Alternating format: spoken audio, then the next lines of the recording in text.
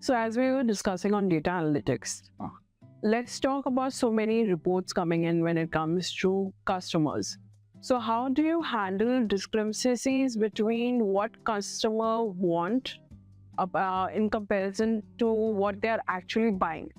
Because we are seeing a lot of reports, okay, customer wants this ultra high luxury apartments and people are talking about in building, but when it comes to selling or when it comes to actual purchase, we get to know customers do not want that kind of price criteria. But I'll give an example. So how do you handle such discrepancies when it comes to what customers want and what actually they purchase? Starting with you, Viral. I think, it's like asking somebody what their income is. Yeah. Why is it always a question that has a range as an answer and never a specific number? I think that's I won't call it trick, but that's the technique one needs to apply when one is trying to understand consumer needs in this category. Because who doesn't want a bigger home? Yeah. Right. Who doesn't? Is there anyone who will say, no, don't give me 3-bed, give me only 2-bed? Even if it comes within my budget? No. So I think one is what kind of technique we use to understand consumers and read between the lines, so to speak. And the other is, other than real segment changes like ultra luxury or luxury and so on and so forth, the advantage we have in our category that most developments go from 2-bed to 4-bed or 1-bed to 3-bed, or they have a range, yeah, and various typologies if it's a large development. So invariably, while the aspiration may be for a certain lifestyle, they get the lifestyle as part of that development, but they may not really go for that size of home, for example. Even though they may claim to be a 3-bed customer, right, they would settle for a large 2-bed. And that's okay by us. So I think it's a bit of both. One is the techniques you use to understand consumers and really what are the read between the lines. And the second is using to your advantage the category norm, so to speak, which has a range of offerings in the same development that offer a similar lifestyle. Right. And ultimately, it's that lifestyle that they're aspiring to. So I think it's a combination of the two. It doesn't make it easy, but those are the two aspects that one can use. How do you handle the discrepancies between what customer is demanding and what actually they are buying? So, actually,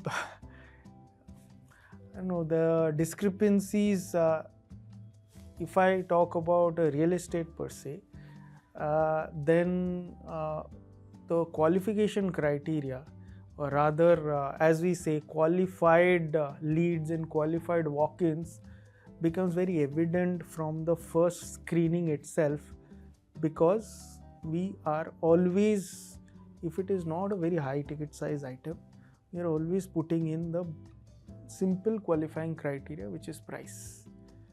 If after seeing the price you are coming to me still, then I would assume that you are interested in this particular product in this particular price range. If I am saying that I have got 1 BHK only and the price is this, and then a person is coming, then it is evident that he is in search of 1 BHK and this price point is suitable to him. So if I am using this particular criteria, then of course there is no discrepancy as such. But yes, if I am actually using a single office for selling, say, multiple things, and then the person is getting a little that I came for this particular thing because I saw something over here but you don't have it, then I would think there is a discrepancy coming in per se. But otherwise, I think real estate is the only, category which actually screens its audience upfront, like on the hoarding itself, on the newspaper ad itself, it will put the price. And now we are no longer putting the agreement value. we are putting the total value, how much the person has to pay from his pocket. Unlike, say, in cars, where you have got an ex-showroom price, and the difference between an ex-showroom and the on-road is quite a bit. So that was the case in real estate also, and for that we were losing a lot of walk-ins because the difference in percentage is around 11-12%. With GST, stamp duty, registration, other charges, all of that, it can go up to 15% also in some cases. So that 15% is a huge amount. It is make or break for anybody. If I'm seeing that it's a 1 CR property and then I go and you ask me to pay 1 crore 15 lakhs, and it becomes, I can't stretch that much. So I think, in real estate, the discrepancies are much lesser in terms of the screening factor, because we are screening the clients at the first stage, and on the main pointer, which is pricing, which I think very less industries would do. Even say a luxury bag or something, they never reveal the price. They would rather reveal the price at point of sale after giving you maybe a half an hour or 1 hour presentation or something like that. Then only they will reveal the price. But in real estate, at least in not the super luxury category, it is quite evident. So discrepancies, I think, would be a little less over here compared to customer expectation versus what we are offering. So let me tweak the question. My question would be then, what are the current emerging marketing trends that you feel are overhyped, and what exact grounded strategies do you prioritize compared to these overhyped marketing trends? Very, very nice question. So I think one overhyped tool now currently happening is AI. It is too much overhyped because from a Hiranandani perspective, let me tell you how we have managed to use technology to a great extent. So previously, lead nurturing is a very inherent process in real estate, because if a person is not buying today, it doesn't necessarily mean that he won't buy, say, 2 months, 3 months down the line. Or if he's just postponing a decision for, say, 10 days, that doesn't mean that he will not buy in the second month. So how do now, what was the traditional way? The traditional way was actually depending upon the sales team, or say a human, in order to do a follow-up call after 10 days, after 20 days, after a month. So that was how the lead was nurtured. In any new offering, a new discount, a new scheme, we please inform that particular client. If it fits in his budget or something like that, he will come back. But this was a very not very efficient system, because a person would do it for 1 month or say 2 months, but then how can you keep a track that whether he's doing it consistently with the same quality, delivering all the messages that need to be delivered to the consumer? So what we did, we invested in technology and we used WhatsApp as a channel of lead nurturing. So every time a customer starting the journey from the lead, he gets a message that thank you for expressing your interest with Hiranandani. Post that, when his site visit is scheduled, he gets a message.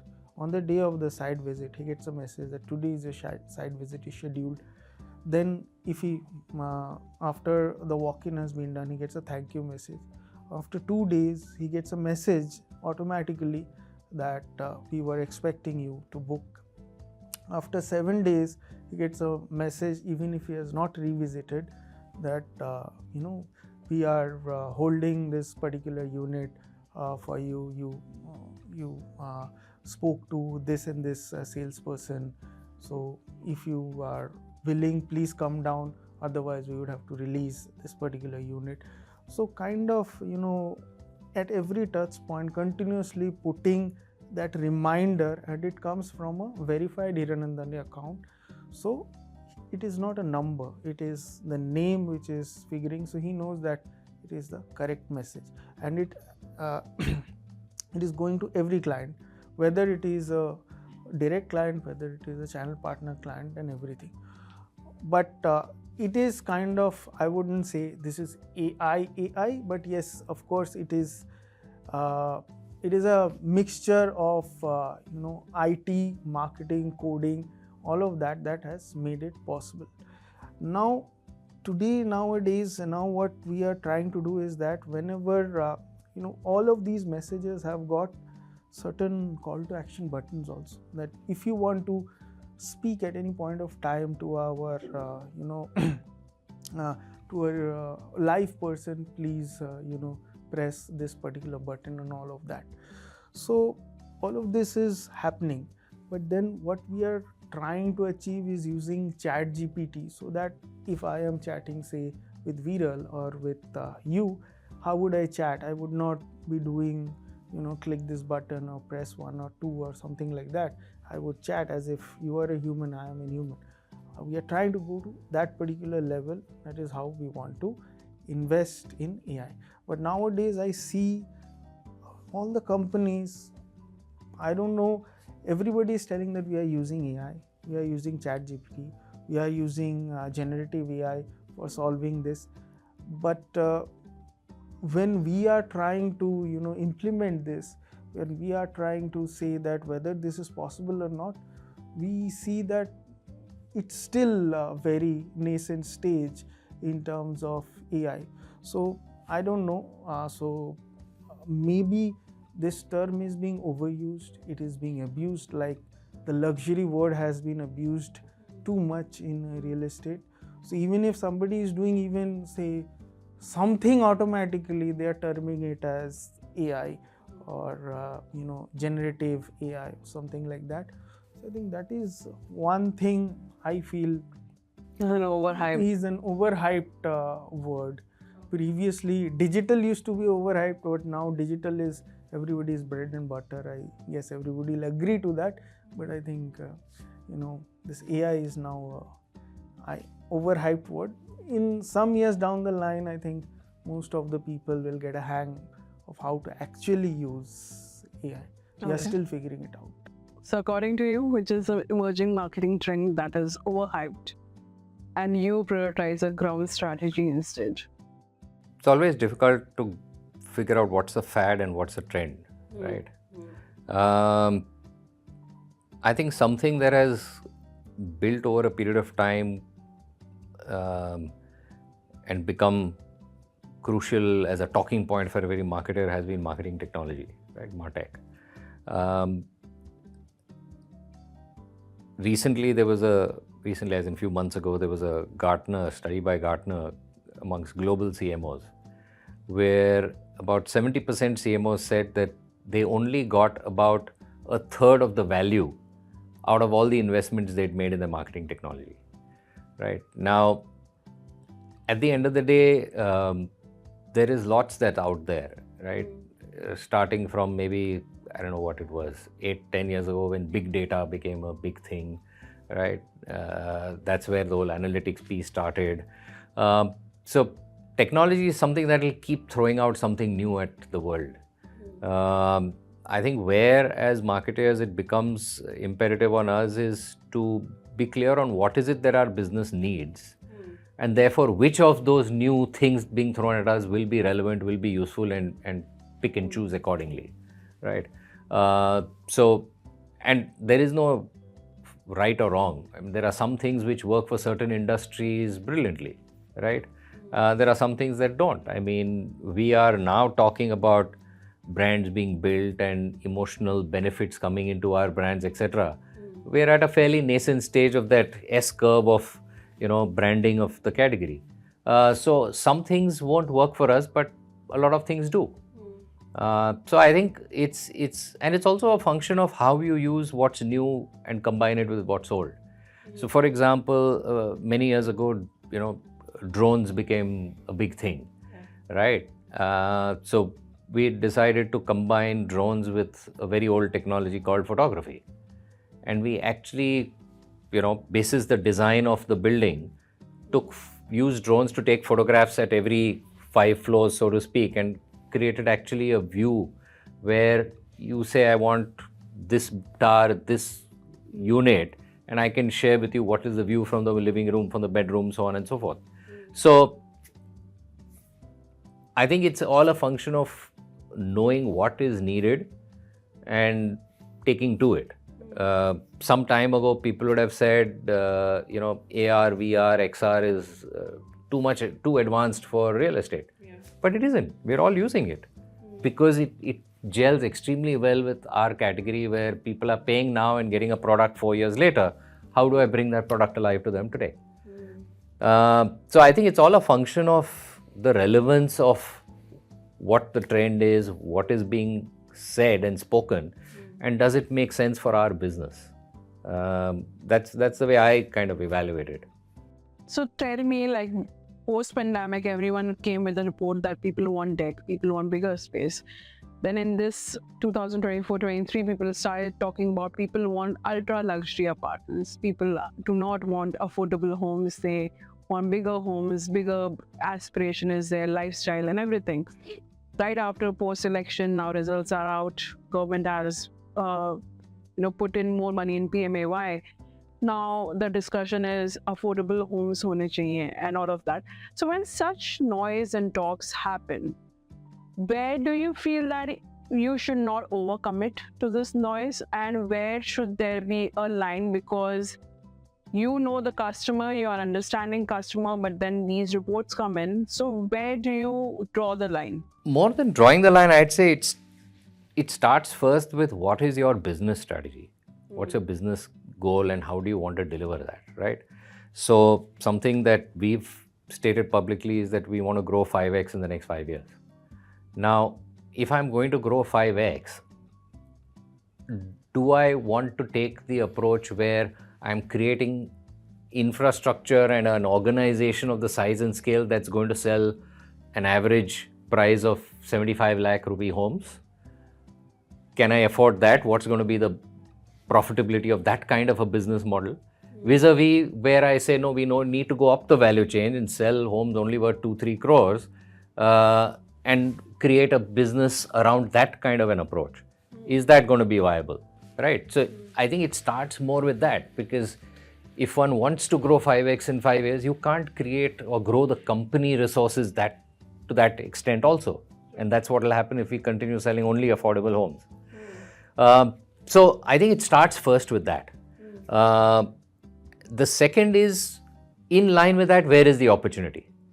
And what do I need to do to tap into that opportunity? So is the opportunity in ultra luxurious, as you call it, right? Again, that needs a very different skill set. That needs a very different organization setup, the capabilities, etc., etc. So I think it stems from there. And then one picks and chooses and decides which conversation we want to be a part of. But yeah, I mean, everyone knows that housing is going to, increase. In fact, 70% of the built urban infrastructure, built environment needed in 2050 is yet to be built. 70%. So there's a huge amount that's got to be done. So therefore, we have, I'd say, the benefit of picking and choosing. That's great. What about you? No, I think so. With the government once again coming back to power, the sentiments are very positive. You have seen the stock market rally and all of that. Plus, real estate is very cyclical. If you look at the last 20 years, it has gone through at least, if I'm not wrong, 3 cycles. It has already gone. So starting from 2000 to somewhere around 2006, it was a very big rally, and then with the Lehman Brothers crash and all of that, it went on a back foot for 2 years, and then it rebounded once again, and that rally went on till I think 2013, 2014. Post that, there had been a very huge slump for around 6 years. It lasted till the COVID, and then once again, real estate, took a quantum leap.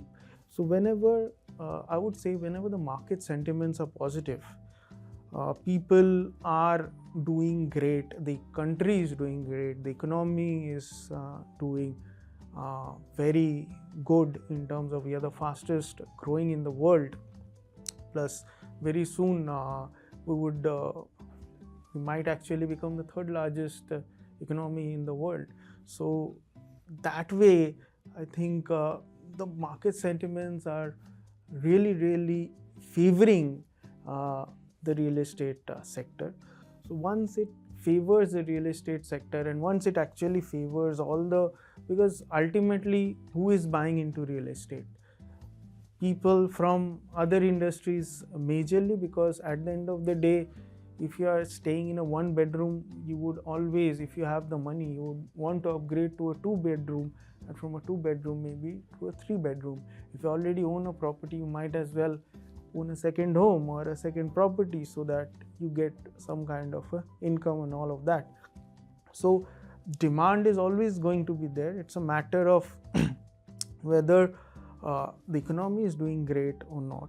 So this entire debate about whether people want luxury homes, people want bigger homes, people want affordable homes. So all this is very subjective.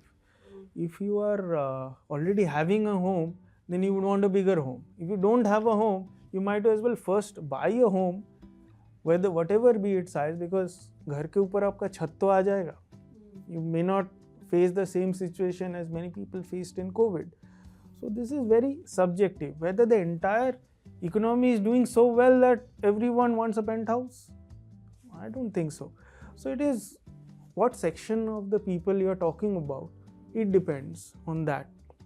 So if you are talking about the HNI category and the SEC A plus category, yes, you would be talking about super luxury, uber luxury, luxury homes and all of that.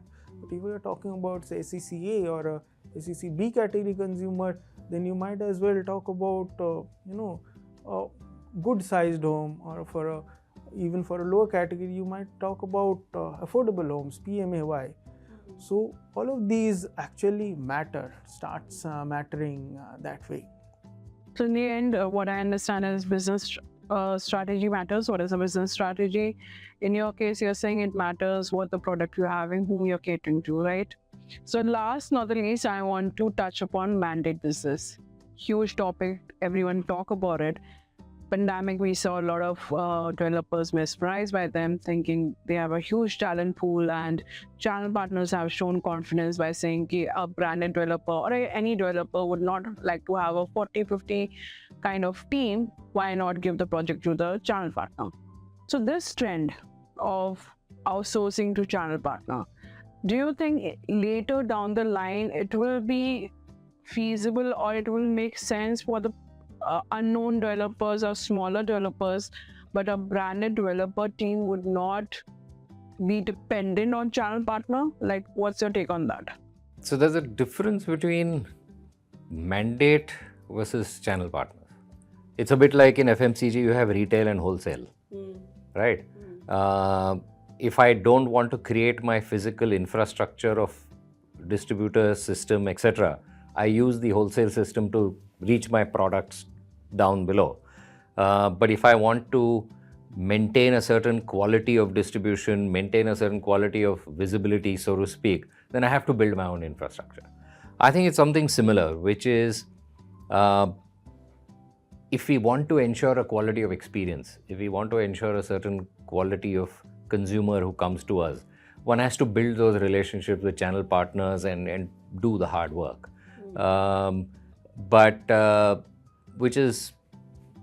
But like you said, yes, for certain smaller local developers, the mandate works because they're small. They're not going to have the wherewithal of setting up that infrastructure and creating a relationship with 5,000 channel partners. So for them, the mandate thing works. But I don't think there'll ever be a day when there are no channel partners. It's earlier on I spoke about retail, right? Even modern trade is still a very small percentage, even in developed markets. So I think both will coexist. Each one will play their own role, and yeah, I mean it's not going to be a either or it's not going to be a world where products are sold only online. Not this product, at least. I don't think so. Okay. So very interesting thing. So just before I answer your question, I would like to state that Hiranandani has also started its arm, you must be knowing, called Eliva by Hiranandani, which actually takes up it's a DM model. It's a project DM model. So we not only take up the sales and marketing, but we also take up a lot of other things, including legal, RERA registration, architecture, construction, all of that.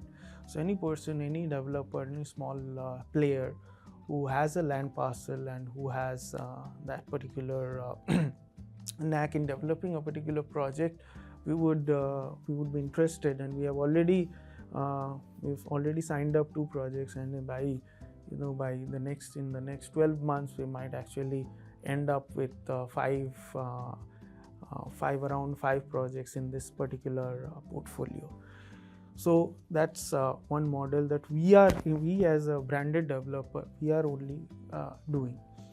Now coming to the mandate model, yes, there are a lot of players in this particular category, but yes, if I am a very small player, if I have got only 1 or 2 projects in a very localized micro markets, then it really doesn't make sense for me to hire a team of, say, 5-6 salespeople. Out of that, 3 will be sourcing, 2 will be closing, plus a marketing team who will be getting the clients, getting the walk-ins and all of that.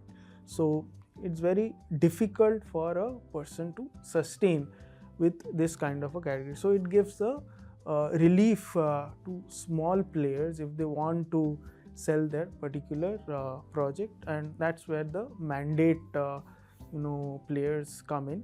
But having said that, even a mandate player is not agnostic of channel partners. They're actually, what they are doing is that they're actually bringing in their team and helping this particular project to reach to, say, 1,000 channel partners, which is not possible by this particular player alone. Even if he hires a team, say a 3-member team, not possible to reach 1,000 people. But with the mandate person, since they already have an established team, they're actually, it's a distribution model. They're actually taking this project to, say, 1,000 or more channel partners.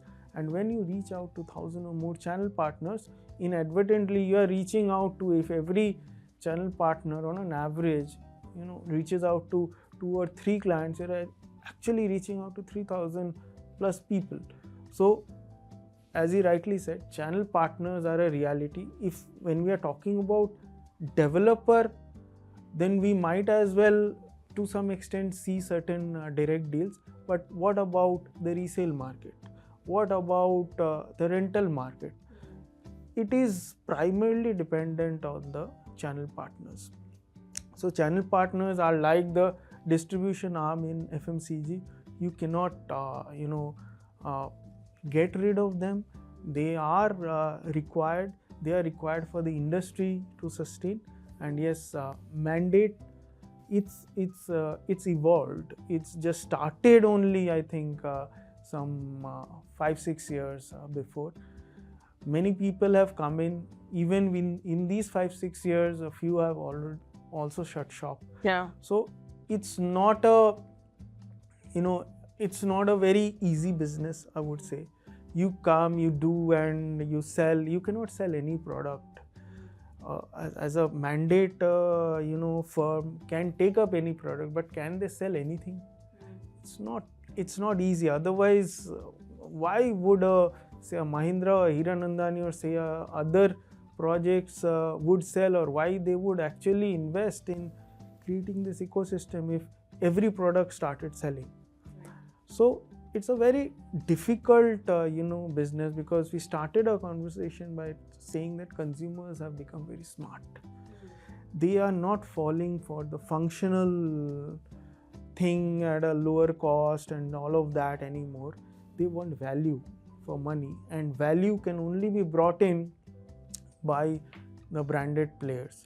So it is a very challenging environment also for the mandate players if they have to sell anything and everything.